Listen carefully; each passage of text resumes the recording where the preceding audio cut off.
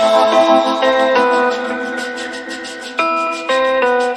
members are aware, our mission is really around helping to transition in BC's legendary cannabis farmers to Canada's legal marketplace, really help us maintain that position as a top global leader, and really ensure consumers have access to the best cannabis in the world. And a big part of that is making sure that the facilities that produce and package and distribute this material are safe environments where people again, are dotting the I's and crossing the T's in terms of not just workplace safety, but creating environments that really are conducive to bringing the most positive and purposeful products forward into market. So, we've put together this workplace safety awareness campaign. I understand it's in collaboration with AgSafe BC and WorkSafe BC, which, again, looking at our small co-op, it's great to have partnerships with such visible leaders in this space. And again, cannabis is an agricultural product. So there's so much that industry can teach us and work with us to help develop standards that are really nuanced to, the intricacies of cannabis production. So Sami, I'd love just a quick intro of what the safety program is about for some of our members. What I can share with you is that on October of 2020, the BC Craft Co-op released a work plan that proposed a series of innovative quality improvement measures. And we received a positive response as a result of this work plan. And many of the recommendations have guided the work that we're doing today. One of the most significant recommendations that came up is workplace occupational health and safety. And so in collaboration, this is how the collaboration came to life with WCB and with two key objectives. In 2021, the BC Craft Farmers Co-op initiated the partnership with two key objectives to, number one, create a survey of the members and of the craft farmers in BC, as well as the second objective is to develop a 3 to 5 year plan for the health and safety, occupational specifically health and safety support to support the industry. That's wonderful. So looking at that, I guess that involves kind of, templates and best practices and workplace safety resources. And, I guess there's a lot of people that are new in the industry and are just getting their businesses off the ground. It's a daunting regulatory environment. Tell me a little bit about the survey so far. I understand that that's live now on the BC Craft Farmers Co-op website. Tell me a little bit about what some of the goals and objectives are there and some of the responses we've received back. We did launch a survey in September. We did get it out, so that's phase 1 of the project.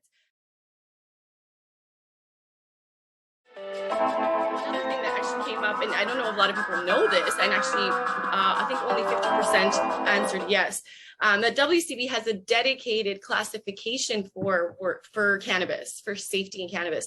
So what that does is it helps us put not only cannabis on the map as a legitimate industry, of course, but also helps us to isolate data and risk assessment specifically to cannabis environments.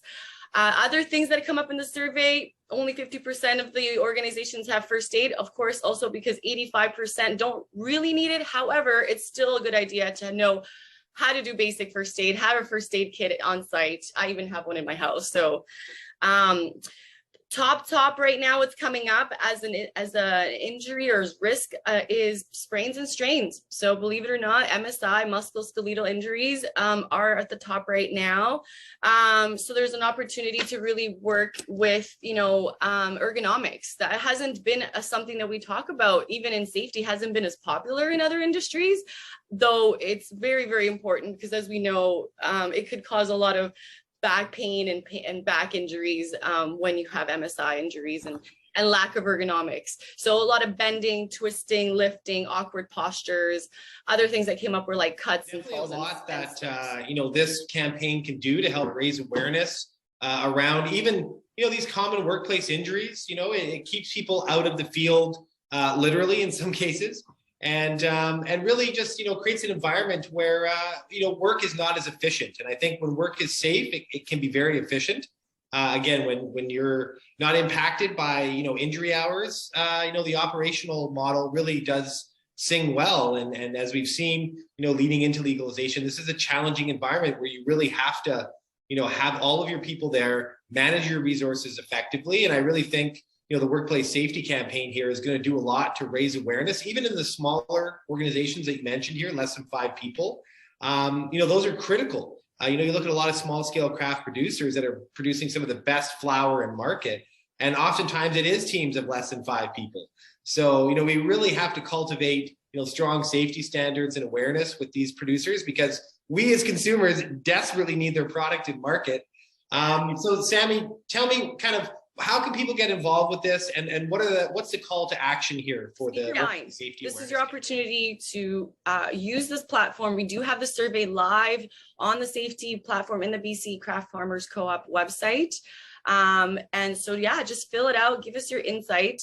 And so that's an important call to action, because that data is going to drive information for us to share at the BC, at the Co-op Summit on April 20th. So that's going to be a big part of this project, is being able to gather that data, analyze it, prepare it, and present it in a way that's going to be digestible. This information can be a little bit dry and a little bit boring, and it's not one of the first things that we want to do when we get up in the morning. But like you said, it is not just a body, physical body, mental, because there's also psychological safety, mental safety, physical safety. There's different types of safety that comes all under the same umbrella. And, or where was I going with this?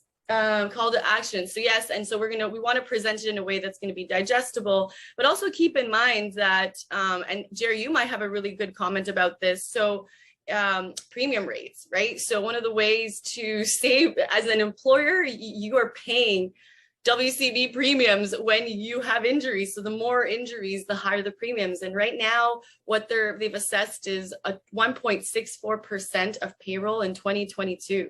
So that's gone up from 1.5. That's an increase and an impact that we have to be mindful of in an industry where we really have to watch the pennies to remain sustainable. And that's all some great points there.